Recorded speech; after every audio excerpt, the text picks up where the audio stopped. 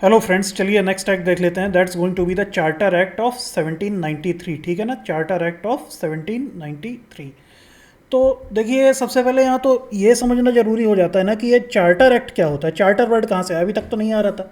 Regulating act लिख के आ रहा था, एक्ट ऑफ 1784। पिट्स एक्ट जिसने इंट्रोड्यूस किया उसके नाम पे एक्ट आ रहा था। तो एग्जैक्टली ये चार्टर होता क्या था। तो देखिए, चार्टर किसी भी सरकारी कागज को बोलते थे। मतलब ब्रिटेन के बैकग्राउंड में मैं बात कर रहा हूँ कि charter were laws passed by the British parliament to renew और amend the East India company's charter. मतलब ब्रिटिश पार्लियामेंट जो भी लॉ या नियम बनाएगी ईस्ट इंडिया कंपनी का चार्टर, मतलब ईस्ट इंडिया कंपनी कैसे काम करेगी इस चीज़ को अमेंड करने में, मतलब कि अमेंड करने में मतलब कि चेंज करने में। ठीक है ना, होप कि समझ में आ गया होगा। दोबारा सुनिएगा एक बार अगर नहीं आया तो। वैसे कोई रॉकेट साइंस नहीं आ गया होगा समझ में। तो ठीक है ना, तो वही लिखा हुआ है यहाँ पे कि unlike previous acts, charter acts brought fundamental reforms addressing governance, trade and finance comprehensively. तो गवर्नेंस, ट्रेड, फाइनेंस को चेंज करने के लिए एक फंडामेंटल रिफॉर्म्स, मतलब ड्रास्टिक चेंज लाए गए, अच्छे चेंज लाए गए इस चार्टर एक्ट के माध्यम से, by the means of this charter act. ठीक है ना। तो चार्टर एक्ट की एक और ख़ास बात ये होती थी कि they had a fixed duration. Generally 20 साल में, हर एक 20 साल में नया एक्ट आता था, आगे देखेंगे। जैसे 1833 में आया था एक act, regular charter act. Then 1813 में आया था फर्स्ट चार्टर, इसके बाद का चार्टर एक्ट। देन उसके बाद वाला 1833 में आया था। ठीक है ना। तो वही चीज़ लिखी है कि they had fixed durations allowing periodic review and increased parliamentary oversight. ठीक है ना। तो पार्लियामेंट्री रिव्यू पार्लियामेंट ही पास करता था, जो ब्रिटेन का पार्लियामेंट होता था, मंत्री मिनिस्टर जो वहाँ के होते थे। ठीक है ना। और रिव्यू करते रहते कि कंपनी कैसे काम कर रही है। अब जैसे समय के हिसाब से तो बदलना पड़ता है ना, तो उस टाइम भी ऐसा ही था, समय के हिसाब से लॉस को चेंज करना पड़ता था। जो सिनेरियो है आज, मान लीजिए 1793 है, इसके बाद बहुत सारी टेरिटरीज दोबारा से अंडर में आ गई। उस समय ट्रेड का कोई और सीन होगा, आगे चल के ट्रेड का कोई और सीन हो जाता था। तो इसलिए थोड़ा फिक्स्ड ड्यूरेशन होता था। ठीक है ना। और सिस्टमेटिक चेंजेस ये एक्ट लाते थे, बहुत इंपॉर्टेंट है एग्जाम पॉइंट ऑफ व्यू से भी, UPSC PCS point of view से भी बहुत इंपॉर्टेंट है। और बहुत ड्रास्टिक चेंज लाते थे गवर्नेंस में कि कैसे ईस्ट इंडिया कंपनी और the British Crown is going to govern India. ठीक है ना। तो एक बार अब प्रोविजन से देख लेते हैं, अल्टीमेटली क्वेश्चन तो यहीं से बनता है। ठीक है। तो फर्स्ट एंड फॉरमोस्ट इंपॉर्टेंट हो जाता है एक्सटेंशन ऑफ पावर।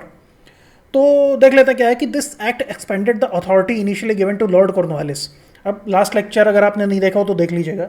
कॉर्नवालिस जो थे उनके बारे में मैंने बताया था। तो उनको स्पेशल पावर दी गई थी। ठीक है ना, कि अपनी काउंसिल का डिसीजन वो चाहे तो मान सकते थे, ना चाहे तो ना मान सकते थे। यूनिलैटरली, मतलब अपने अकेले दम पे वो डिसाइड कर सकते थे। ठीक है ना। तो ये पावर कंटिन्यू कर दी गई कि अब उसके बाद जो भी गवर्नर जनरल आएगा, मेरे ख्याल से आर्थर वेलेस्ली आए थे इनके बाद में, तो उनको भी ये पावर कंटिन्यू कर दी गई। ठीक है ना। वही लिखा है, this power which allowed him to make decisions without the consent of his council was extended to all future governor generals and governors of the presidencies in India. अच्छा हाँ, ये एक चीज़ और कि गवर्नर जनरल तो बंगाल का था, इसके अलावा बॉम्बे और मद्रास दो और प्रोविंस थी ना, तो उनके गवर्नर्स को भी यही सेम पावर दे दी गई। सेम पावर बोले तो सेम पावर मीनिंग कि वो अपने decisions unilaterally without consulting their executive council ले सकते थे। ठीक है ना। तो this was the first and foremost provision making the governor general whole and sole authority in India. Increase control second number पे, the governor general gained more control over the governments of Bombay and Madras presidencies. This mean that the central leadership had more say in affairs of this regions. इसको समझते हैं। Governor general, जैसे पहले वाले act में मैंने बताया था कि बंगाल का जो गवर्नर जनरल है वही गवर्नर जनरल है। ठीक है ना। गवर्नर जनरल मतलब सारे गवर्नर के भी सबसे ऊपर का गवर्नर। दो और गवर्नर होते थे, मद्रास का और बॉम्बे का। तो मद्रास और बॉम्बे के जो गवर्नर्स थे वो इसके नीचे आएंगे अब, है ना, हायरार्की में। जो गवर्नर जनरल है जो बंगाल में बैठता है, तो वो बंगाल का भी गवर्नर जनरल है। मीनवाइल जितने भी ब्रिटिश क्या बोलते हैं प्रेसिडेंसीज हैं, ब्रिटिश प्रोविंसेस हैं इंडिया में, उनका भी गवर्नर है। ठीक है ना। सबसे ऊपर गवर्नर जनरल ऑफ बंगाल आएगा, then governor general, governor of Bombay and governor of Madras. ठीक है। वही ये सेंट्रलाइज करना चाह रहे हैं। ठीक है ना, अथॉरिटी को, कि सेंटर ऑफ पावर जो केंद्र बिंदु है शक्ति का, जैसे आज की डेट पे न्यू दिल्ली इंडिया का, उस टाइम पे कलकत्ता है और वहाँ का गवर्नर है। ठीक है ना। तो ये तो हो गई गवर्नेंस में क्या बातें, क्या चेंजेस आए। ट्रेड में देख लेते हैं थोड़ा सा।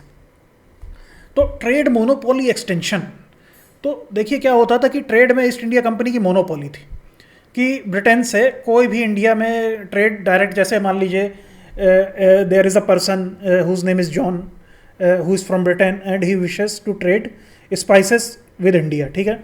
उसका माना कि यार इतना हमारा देश वाले कंपनी जा रही है तो मैं भी जाता हूँ जहाज़ लेके अपना और कुछ मसाले भर के लाता हूँ और यहाँ बेच देता हूँ या तो बाकी यूरोप में बेच देता हूँ। नहीं, so it was not possible क्योंकि मोनोपोली थी ईस्ट इंडिया कंपनी की इंडिया से ट्रेड को लेके। कोई आप ऐसे अपने आप से जाके ट्रेड नहीं कर सकते थे, ठीक है ना। तो ये चीज़ थी, देखिए बहुत इंपॉर्टेंट है ये चीज़।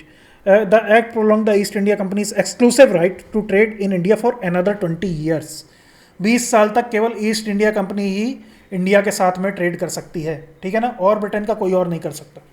This meant the company had the sole privilege to conduct certain types of trade limiting competition, ठीक है ना। तो ईस्ट इंडिया कंपनी ट्रेड करेगी, ईस्ट इंडिया कंपनी सर्वा है, जो वो बोलेगी वही चीज़ होगी, ठीक है।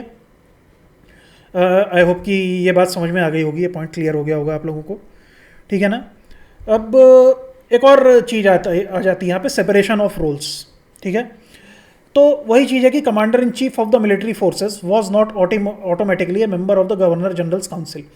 अब पहले तो ये हो गया था कि कॉर्नवालिस ने बोला था कि कमांडर इन चीफ भी मैं ही रहूँगा, तो वो चीज़ हट गई, देख लीजिए यहाँ पे, ठीक है ना। अब कमांडर इन चीफ दूसरा रहेगा। कमांडर इन चीफ क्या होता है ये भी मैंने प्रीवियस वीडियो में बताया हुआ है, नहीं देखना है तो प्लीज़ देख लीजिएगा। Again and again I am requesting you, तभी ये आगे समझ में आएगा। एक सीरीज में एक सीक्वेंस में होता है ये, ठीक है ना। This separation aim to have a distinct line between military and administrative rules, ठीक है ना। तो जो एक्सक्लूसिव एग्जीक्यूटिव काउंसिल है गवर्नर जनरल की, कमांडर इन चीफ जो ये इसकी ईस्ट इंडिया कंपनी की जो आर्मी का चीफ रहेगा वो उसका अपने आप से मेंबर नहीं बन जाएगा, ठीक है ना।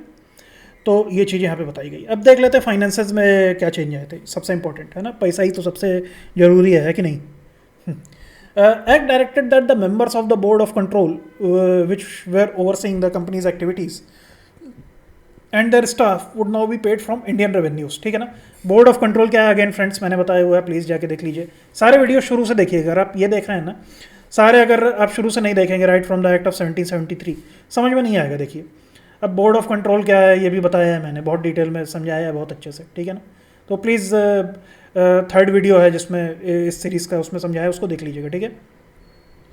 तो वही चीज़ हो गई कि उसको जो बोर्ड ऑफ कंट्रोल है जो ब्रिटेन में बैठता था, बोर्ड ऑफ कंट्रोल कंपनी का बोर्ड था, जो कंपनी का बोर्ड था, मतलब जैसे सीईओ वगैरह जो होते हैं आजकल के मॉडर्न कंपनी में, तो वही बोर्ड होता था, वही बैठते थे वहाँ पे इंग्लैंड में।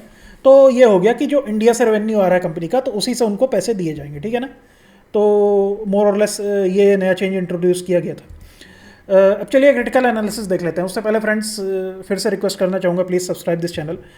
बहुत ज़्यादा मोटिवेशन की ज़रूरत होती है ऐसे वीडियोस बनाने के लिए, and along with my job I am doing that because it is my passion.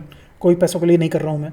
So again and again I am requesting you to kindly subscribe, क्योंकि मोटिवेशन फ्रेंड्स उसी से आएगा, नहीं तो नहीं आएगा, ठीक है ना। चलिए आगे बढ़ते हैं, पढ़ाई की बात करते हैं। इन क्रिटिकल एनालिसिस एक बार देख लेते हैं कि ठीक है, कोई एडमिनिस्ट्रेटिव स्टेबिलिटी ला दी, इकोनॉमिक सर्टेनिटी ला दी, है ना।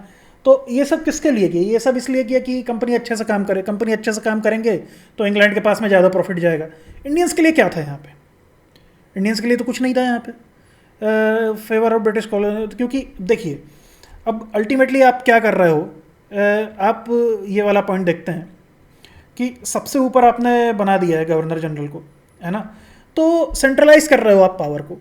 ये पावर में इंडिया के लोगों का, जो जनता थी जिनको आप रूल कर रहे हो, उनका क्या सही है यहाँ पे। ये गवर्नर जनरल इंग्लैंड से आके बन गया है यहाँ पे, ये जो बोलेगा वो होगा, और उसमें भी सेंट्रलाइज कर दे रहे हो। ऐसा भी नहीं है, अब कहाँ तो डिसेंट्रलाइजेशन ऑफ पावर और पंचायती राज की हम लोग बात करते हैं, ठीक है ना, कि पावर लोगों के ज़्यादा से ज़्यादा करीब से एक्सरसाइज होना चाहिए, ठीक है ना। यही फेडरलिज्म का कॉन्सेप्ट है इंडियन पॉलिटी में, उस पर चर्चा कर लेंगे वहाँ पे। तो इंडियंस के लिए क्या है यहाँ पे, कुछ नहीं है। अब मान लीजिए कोई मद्रास में है, तो मद्रास में भी कोई रह रहा है, अगर इंडियन रह रहा है मद्रास प्रेसिडेंसी में, तो उसके ऊपर भी जो गवर्नर जनरल है जो कलकत्ता में है, जो वो चीज़ बोलेगा वही चीज़ उसके ऊपर भी एप्लीकेबल होगी। क्या ये सही है फ्रेंड्स, आपको क्या लगता है, ये नहीं है ना सही। और वही है, बोर्ड ऑफ कंट्रोल को भी आप हमारे पैसों में से पैसे दे दोगे जो यहाँ कमा रहे हो, तो हमारे लिए हमें क्या मिल रहा है, इंडियंस के लिए कुछ नहीं मिल रहा है। केवल और केवल it was that was for the benefit of Britishers. तो ये चीज़ हो जाती है, ठीक है। तो ठीक है फ्रेंड्स, और हाँ एक और चीज़, ये मोनोपोली कर दी अब ब्रिटिश सब्जेक्ट्स के लिए भी, तो वो था ये अनजस्ट था ये। अब कोई मान लीजिए कोई प्राइवेट अपना ट्रेड करना चाहता है तो क्यों आप उसको रिस्ट्रिक्ट कर रहे हो कि केवल ईस्ट इंडिया कंपनी ट्रेड करेगी इंडिया के साथ में, करने दो ना। तो अपने ब्रिटिशर्स के साथ में भी कहीं ना कहीं ये इनजस्टिस कर रहे थे, ठीक है। So this was all it my friends, thank you for watching. अगले वीडियो के लिए stay tuned for my channel. Till then take care, thank you for watching, bye.